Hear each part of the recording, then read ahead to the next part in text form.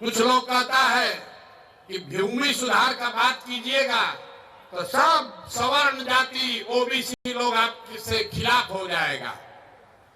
पूरे बिहार में सिर्फ 8 जातियों के लोगों के पास 2/3 से ज्यादा जमीन है। ये आंकड़ा याद कर लीजिए।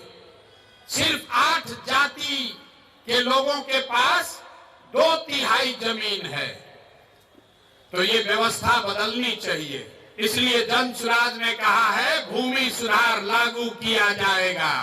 पूरे देश में 100 में 38 आदमी भूमिहीन है। बिहार में 35 साल से समाजवाद का नारा देने के बाद भी 100 में 60 आदमी भूमिहीन है।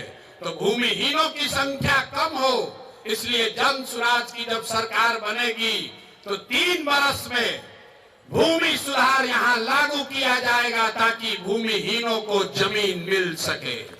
ये होना चाहिए कि नहीं होना चाहिए?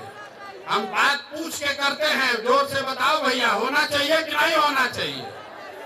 और जिसके पास जमीन है उसको डरने का जरूरत नहीं है। अभी आपके पास जमीन है, उसका आपको कोई लाभ नहीं है।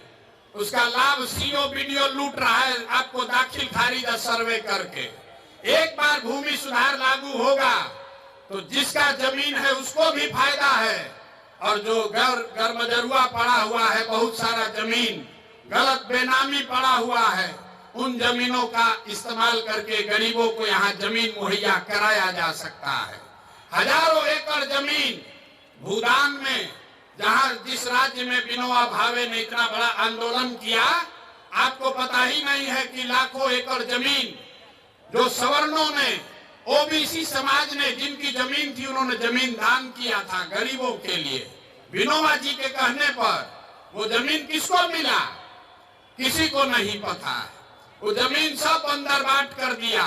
लाखों एकड़ जमीन, किसी को पट्टा मिला, किसी को उसका उस पर काबिज करने का अधिकार ही नहीं मिला। इसलिए बिहार में भूमि सुधार लागू होना चाहिए। ये जन सुराज का समानता समता मूलक समाज बनाने का चौथा आधार है। और